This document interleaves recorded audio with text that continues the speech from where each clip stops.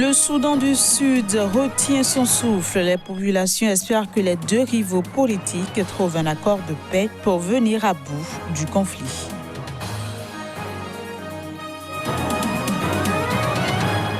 Le président algérien Abdelaziz Bouteflika jette l'éponge. Il a démissionné sous la pression de la rue ce mardi soir.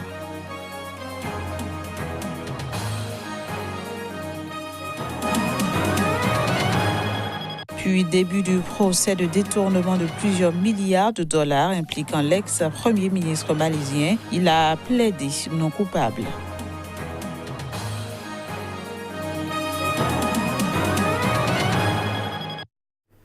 Nouvelle session de l'information sur Sika TV. Bienvenue à toutes et à tous.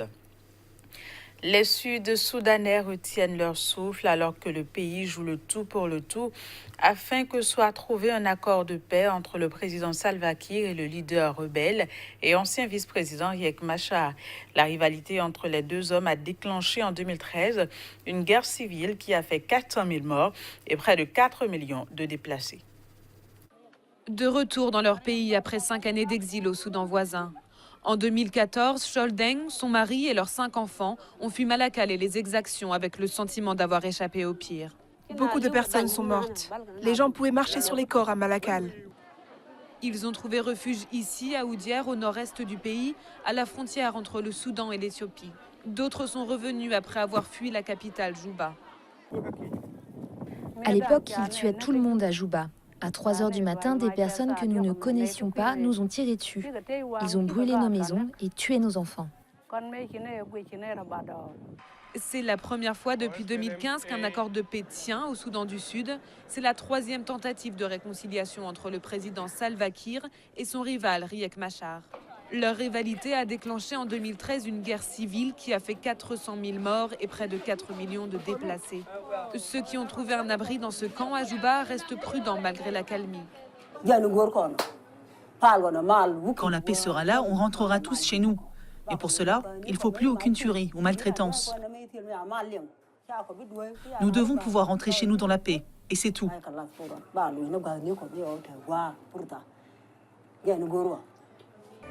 Un gouvernement d'union nationale doit être formé d'ici le mois de mai. Malgré quelques avancées, avec notamment la libération de proches de Riek Machar, les discussions entre les deux camps ont pris beaucoup de retard. Nous aurions dû avancer plus. Nous commençons à nous inquiéter du fait que l'élan commence à ralentir. Et si l'élan ralentit, la frustration s'installe et cela peut conduire à de la colère. Tout le monde s'attend à un retour de Riek Machar à Juba en mai. Lors du dernier accord de paix en 2015, c'est son retour qui a déclenché les violences. Au Rwanda, la logique de la réconciliation en cours depuis le génocide de 1994 doit beaucoup à la politique volontariste de l'État, mais aussi au courage de gens ordinaires qui ont su faire taire les différences pour l'encourager. Dans ce reportage que nous vous proposons, un Tutsi ethnie victime des massacres en 1994 a initié la réconciliation dès la fin du génocide dans son village et a décidé d'épouser une Hutu ethnie Boro. Reportage. Thomas vit à Mutete, à 40 km au nord de Kigali. Dans son village, ce père de 5 enfants est très respecté. Pour tous, ici, c'est la figure de la réconciliation. En 1994, lorsque le génocide a lieu au Rwanda, tuant plus de 800 000 personnes, majoritairement au sein de la minorité Tutsi, tous ses proches ont fui sauf lui.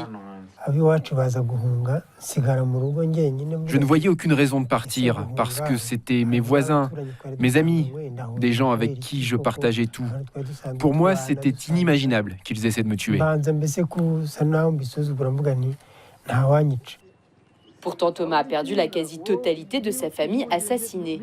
Mais très vite, ce fermier s'est senti investi d'une mission, celle de la réconciliation. Renouer à tout prix le dialogue entre Hutu et Tutsi à travers l'Église. Il ira même jusqu'à épouser une Hutu en 2002. Tout le monde pensait que j'allais épouser une survivante. Mais j'ai choisi quelqu'un d'une ethnie différente. C'était une décision personnelle. Personne ne m'a forcé. C'était mon choix et c'était une étape cruciale.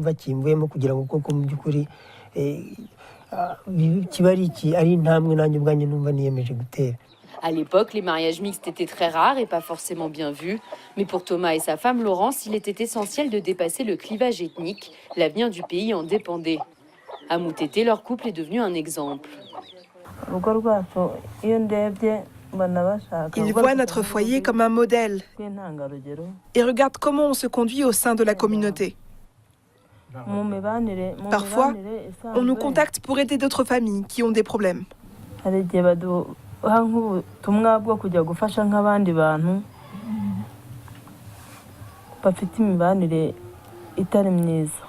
La loi interdit désormais toute mention de l'appartenance ethnique dans la vie publique, un premier pas vers la réconciliation des cœurs et des esprits, même si les vieilles habitudes tardent parfois à s'estomper totalement. L'ex-premier ministre malaisien Najib Razak a plaidé non coupable de toutes les accusations contre lui à l'ouverture de son procès ce mercredi. Ceci dans le cadre de l'affaire de détournement de plusieurs milliards de dollars sur lequel plusieurs pays enquêtent. Les images. Ce procès est le début d'une longue série de procédures judiciaires pour l'ancien Premier ministre malaisien. À l'ouverture de l'audience, Najib Razak a plaidé non coupable des 7 chefs d'accusation à son encontre liés à la corruption et au blanchiment d'argent dans l'affaire du pillage du fonds souverain malaisien. Il s'agit d'un vaste scandale de détournement de plusieurs milliards de dollars. L'ex-premier ministre malaisien et ses complices sont accusés d'avoir utilisé pour des achats fastueux, allant de l'immobilier à des œuvres d'art en passant par un yacht, l'argent qu'on leur reproche d'avoir détourné, initialement créé pour permettre le développement de l'économie malaisienne.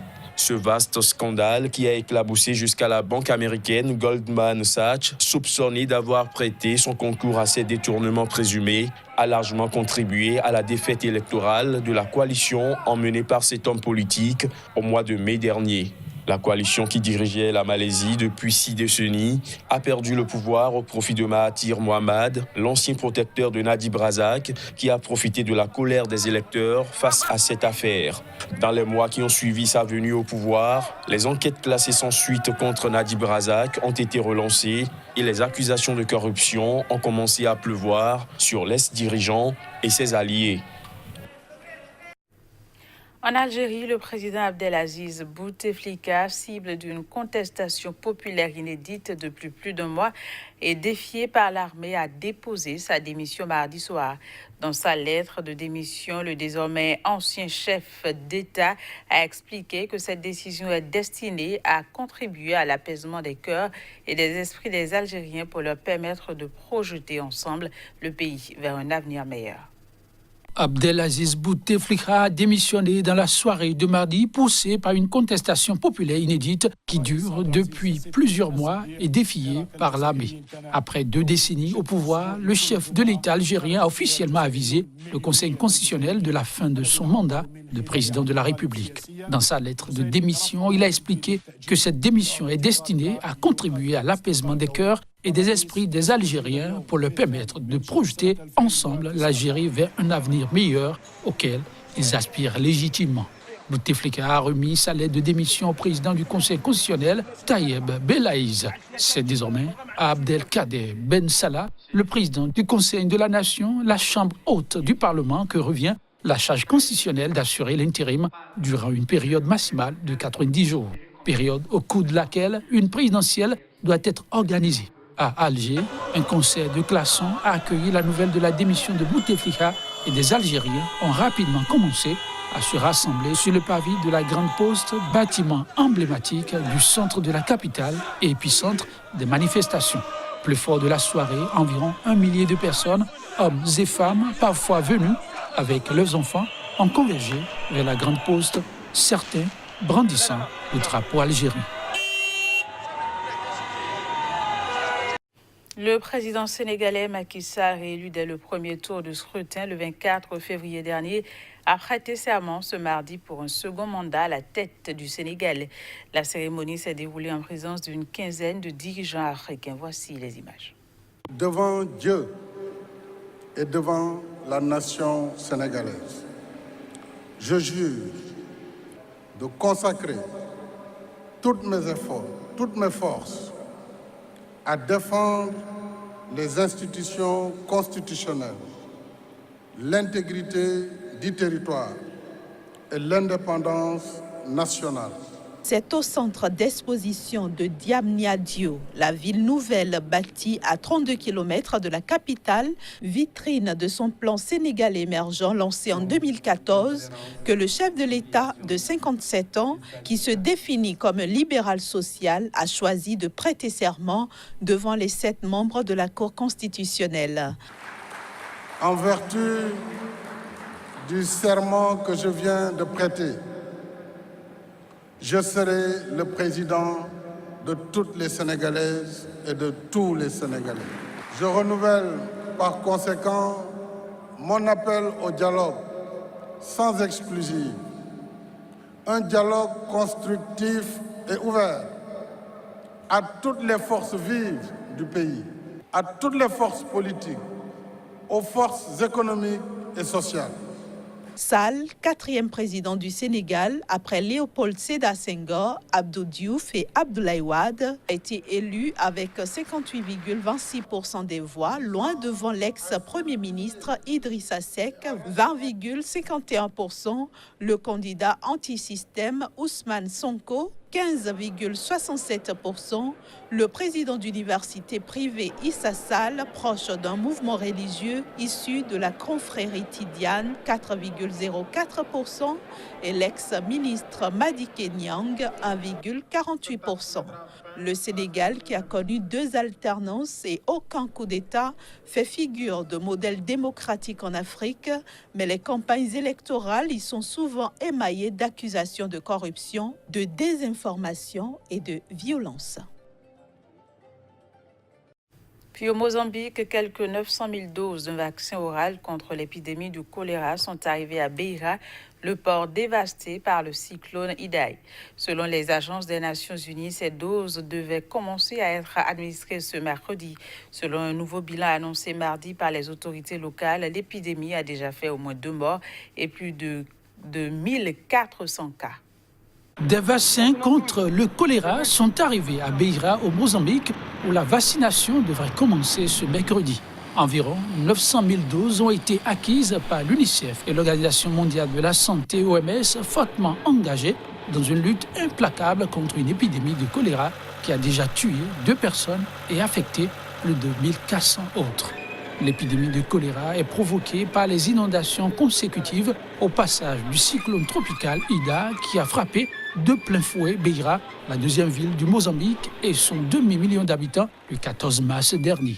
Ces pluies diluviennes et ces vents violents ont causé des destructions et des inondations massives qui ont fait, selon le dernier bilan, près de 900 morts, non seulement au Mozambique, mais aussi au Zimbabwe voisin. Les autorités de ces 2 pays ont annoncé mardi avoir respectivement recensé 598 et 268 décès sur leur sol.